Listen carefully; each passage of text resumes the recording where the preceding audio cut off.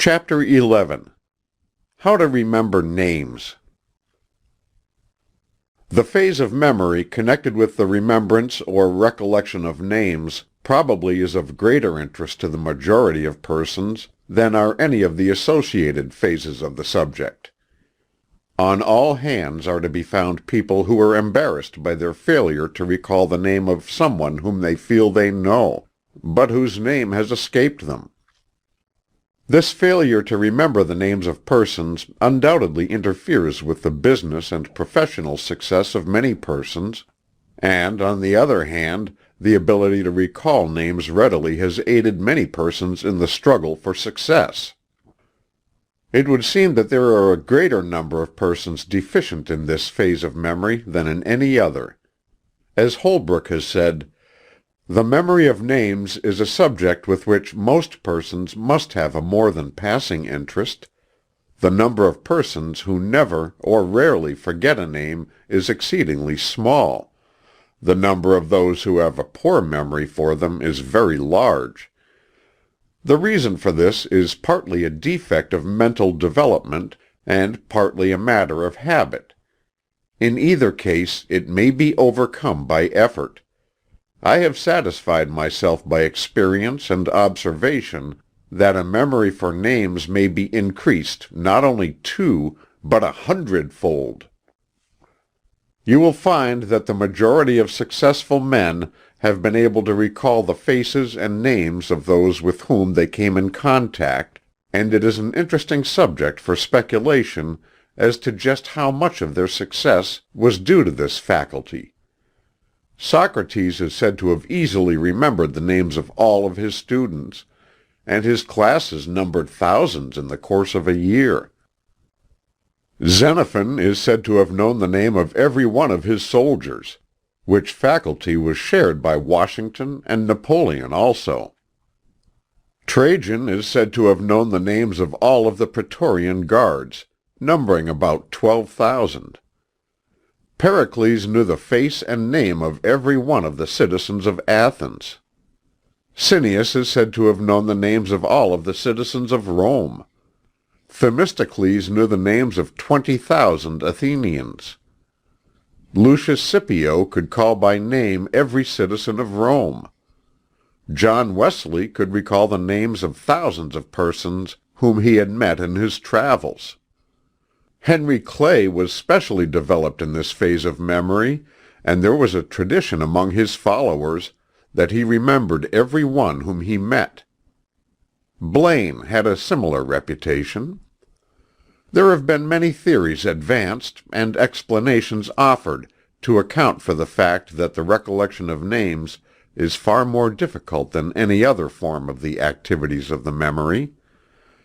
We shall not take up your time in going over these theories, but shall proceed upon the theory now generally accepted by the best authorities, that is, that the difficulty in the recollection of names is caused by the fact that names in themselves are uninteresting, and therefore do not attract or hold the attention as do other objects presented to the mind.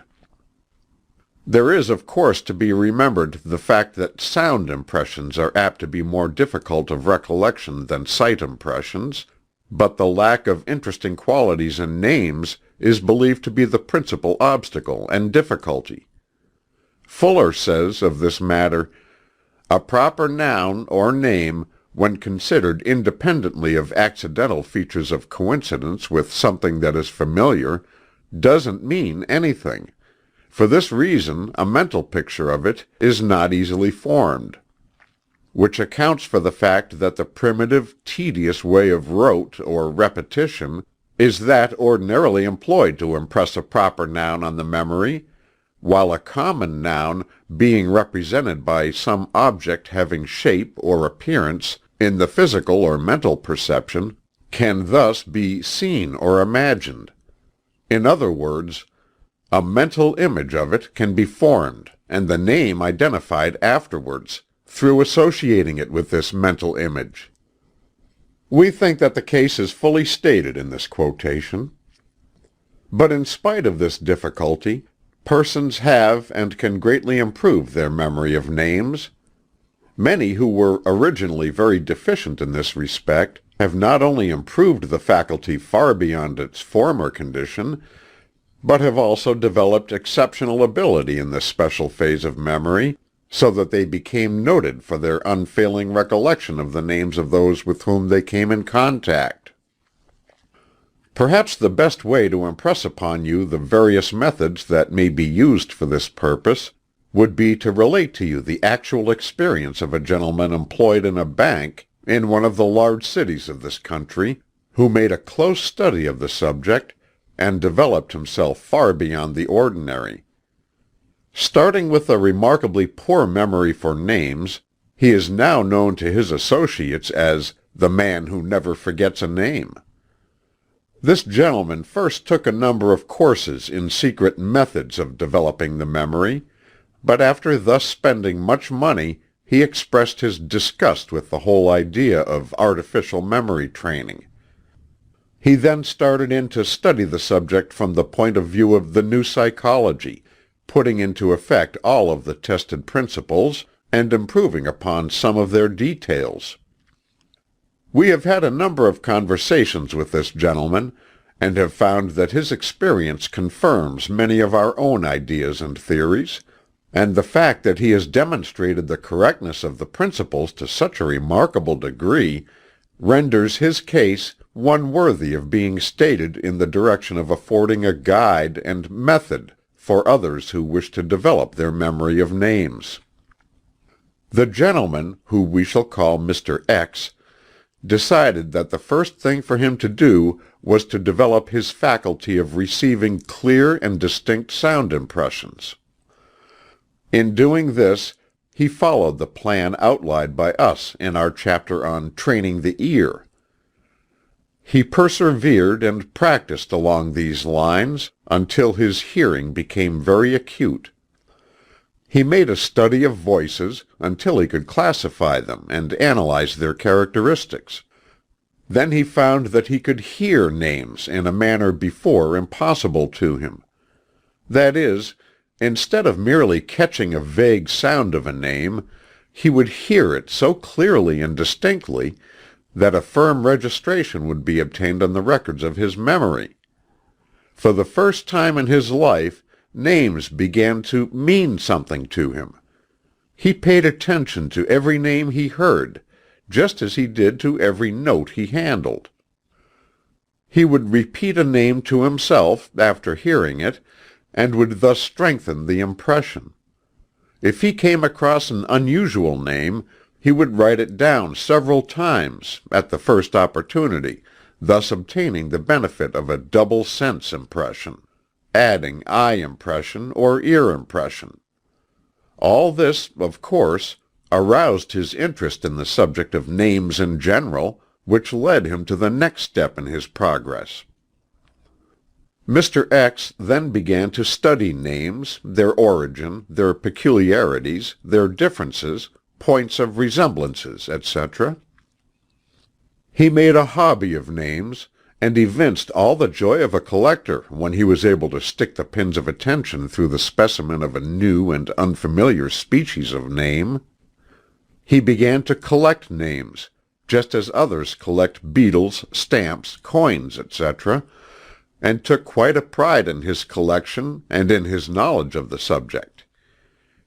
He read books on names from the libraries, giving their origin, etc. He had the Dickens delight in queer names, and would amuse his friends by relating the funny names he had seen on signs, and otherwise. He took a small city directory home with him, and would run over the pages in the evening, looking up new names, and classifying old ones into groups. He found that some names were derived from animals, and put these into a class by themselves: the lions, wolves, foxes, lambs, hares, etc. Others were put into color group: blacks, greens, whites, grays, blues, etc. Others belonged to the bird family: crows, hawks, birds, drakes, cranes, doves, jays, etc. Others belonged to trades: millers, smiths, coopers, maltsters, carpenters, bakers, painters, etc. Others were trees: chestnuts, oakleys, walnuts, cherries, pines, etc. Then there were hills and dales, fields and mountains, lanes and brooks. Some were strong, others were gay, others were savage, others noble, and so on. It would take a whole book to tell you what the man found out about names. He came near becoming a crank on the subject. But his hobby began to manifest excellent results, for his interest had been awakened to an unusual degree. And he was becoming very proficient in his recollection of names, for they now meant something to him. He easily recalled all the regular customers at his bank, quite a number, by the way, for the bank was a large one, and many occasional depositors were delighted to have themselves called by name by our friend. Occasionally he would meet with a name that balked him, in which case he would repeat it over to himself, and write it a number of times until he had mastered it.